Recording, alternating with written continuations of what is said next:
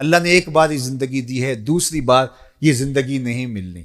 ये तजर्बात की भीड़ ना चढ़ाएं और अपनी तमन्नाओं की भीड़ चढ़ा के जिंदगी की कीमती घड़ियों को बर्बाद ना कर दें। इस जिंदगी को खूबसूरती से गुजारने वाले के बताए हुए उसलूब के मुताबिक गुजारें, जिनके उसलूब जिंदगी को स्वाय हसना करार दिया है। तो ये 5 चीजें अपनी जिंदगी में उतार लीजिए।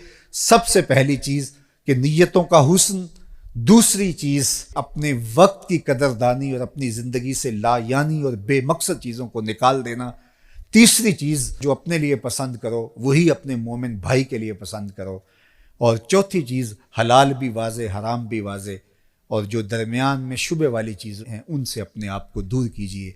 और 5वीं चीज़, हमारे हाथ से और हमारी ज़ुबान से, हमारे रवैयों से, हमारे तर्ज मुआशरत से, हमारे अंदाज़ ज़िंदगी से किसी दूसरे को कोई तकलीफ़ ना पहुँचने पाए। ये रवैये अगर हम इख्तियार कर लेते हैं तो एक पाकीज़ा, खूबसूरत, खुशगवार ज़िंदगी का तसव्वुर उभरेगा, और जीने का मैंने कहा मज़ा ही नहीं, नशा आना शुरू हो जाएगा।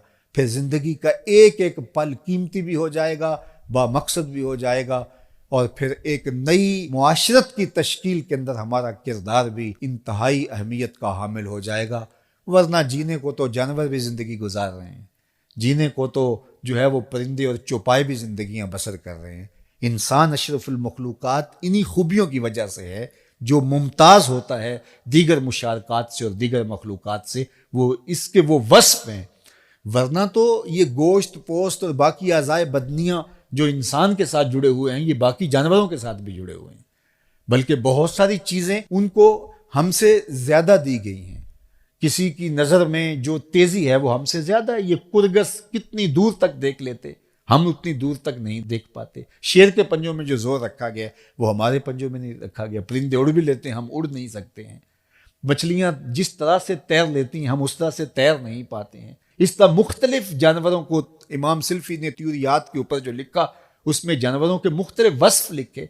तो बहुत सारी चीज़ें हैं, किसी में कुव्वत शामा इतनी है, सूंघने कुव्वत इतनी है, ये चील कहाँ से सूंघ करके आ जाती है, उतनी कुव्वत शामा हमारे पास नहीं है। इसी तरह कोयल जिस तरह से बोलती है, जो उसको जो है वो सुर दी गई है वो हमें नहीं दी गई है। मोर को जो रंग दिए गए हैं वो रंग हमारे पास नहीं है। लेकिन आसन तकवीम हम क्यों करार पाते हैं?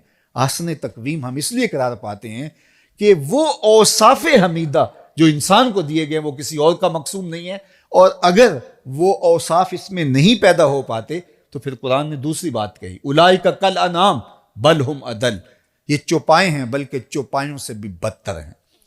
तो फिर ये गोश्त पोस्त का इंसान जो है ये चौपायों से भी बदतर हो जाता है, ये गधे घोड़े और बैल से भी बदतर हो जाता है।